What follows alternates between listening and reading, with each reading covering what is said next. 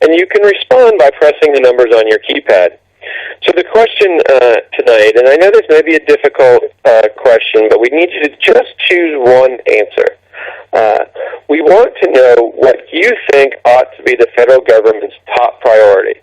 So listen to each one of these and let us know what you think. So which of the following issues ought to be the federal government's top priority? Press 1 if you think it's caring for our nation's veterans. 2 if it's reducing the deficit. 3 if it's helping to create good-paying jobs. 4 if it's promoting conservation of our lands for future generations. Or 5 if it's providing disaster relief to help communities recover. Again, press 1 if it's about caring for our nation's veterans. 2, reducing the deficit. 3, helping to create good-paying jobs. 4, promoting conservation of our lands for future generations. Or 5, providing disaster relief to help communities recover. So go ahead and continue voting tonight, and we'll compile your answers. But we do, Senator, we've had lots of folks who have joined the call since we got started, so I do want to remind folks if they'd like to ask you a question, to please press 0 on your keypad, or if you'd like to join the Senator's email list, please press 7. Senator, maybe you could just quickly recap why we're doing this call tonight. Hey, thanks, Jonathan. Yeah, well, I want to welcome those of you who just joined in and thank those who stayed with us. We've already covered a number of important issues to Coloradans of the country. I wanted to talk particularly about the timely issues of flood and fire preparation and response and recovery. And looking ahead over the next several months, we may be facing another round of devastating floods, wildfires, and mudslides. And if that's the case, I'm going to lead the charge to make sure we've got strong partnerships between the federal government, the governor's office, county and local governments, just like we've seen over the last few years. In northern Colorado, as of June 14th, we had double the snowpack this year. And then the fire season's already upon us. Get down in El Paso County, we've already seen the relatively large 8-mile fire outside of Canyon City. Our communities are recovering from last year's disasters while simultaneously preparing for this year's potential disasters. It doesn't seem fair at some level, but Coloradans, we're tough, and we're going to be ready.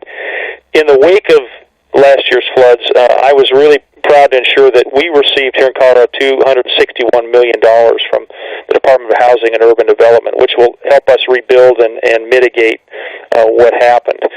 I've also worked with the Senate Appropriations Committee to secure $110 million in emergency watershed protection funds for the next fiscal year.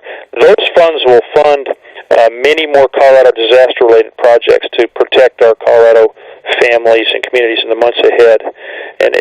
But as I mentioned, flooding isn't the only disaster risk we have. We're still dealing with the repercussions of last year's Black Forest Fire. We lost 500 homes and tragically 2 lives. We've not only have to work to rebuild our communities, but we've got to be better prepared. So I'm going to keep pushing the federal government to view wildfires on par with other natural disasters. So when we provide resources for recovery, like we did over this last year, we're going to include monies to do what's called resiliency efforts or resiliency investments.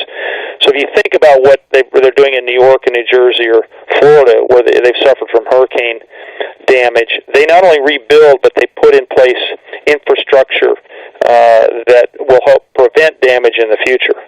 We understand in Colorado, if you spend $1 on preventing future fires, you can save many more dollars down the line, and not to mention the lives.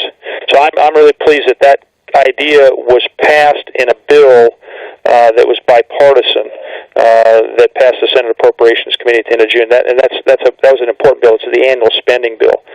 So we're gonna stay on the case. I'm going to stay on the case on your behalf. I'm going to fight for our communities. So we're not only prepared to fight fires and manage floods, but we're going to do everything we can as we rebuild to ensure that in the future the effects of those disasters are lessened. All right, let me leave it there and go back to some questions. Sounds good, Senator. Let's next take a question from Bob. Bob, welcome to our telephone town hall. Bob, tell us where you're from tonight. What's your question? I'm from Meade, Colorado, and there's 2 parts of this. One is a thank you to Senator Udall for his work in the past on supporting environmental quality in Colorado. I really like that, and that's why I voted for him before. But what I'm really concerned about right now is the NSA spying on American citizens. That connected with the ndaa of being able to jail citizens without trial are indications to me that the U.S. is morphing into a police state. I appreciate his efforts to warn Americans about this. He was hamstrung by secrecy rules in the Senate. My question is there anything you can do to prevent and reverse this ndaa thing? I don't like being spied on. This is a very important subject. I appreciate the fact that you were involved and you've encouraged me. It was a lonely mission for a while. We now have the attention of the American people, and I'm confident we're going to put some fundamental reforms in place.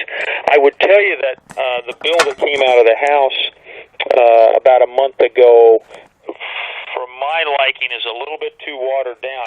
I'm going to keep at it. The president, after hearing from me on a number of occasions, gave a speech in which he called for real fundamental reforms. He has the authority to act now. He should act, particularly when it comes to the bulk data collection and what the so-called backdoor collection. He could act and take those steps on his own. What I want to do is codify the reforms in the law. So I'm going to keep pushing my legislation that would end bulk data collection, which you referenced, and we're also in and I'm getting a little bit into the specifics here, but the 702 program, PRISM program, some of the emails are being collected. So we want to end all of that. We want to remember that we need real reform, and we can be safe, but we can also protect the Fourth Amendment and our civil liberties. We're strong because of our civil liberties, and I know the caller really gets that and promotes that, and I thank him for his support. Thank you for those comments, Senator. Let's shift gears a little bit here, and let's go to Karen. Karen, welcome to our totally avoided the ndaa question. Where are you calling from this evening, and what's your question?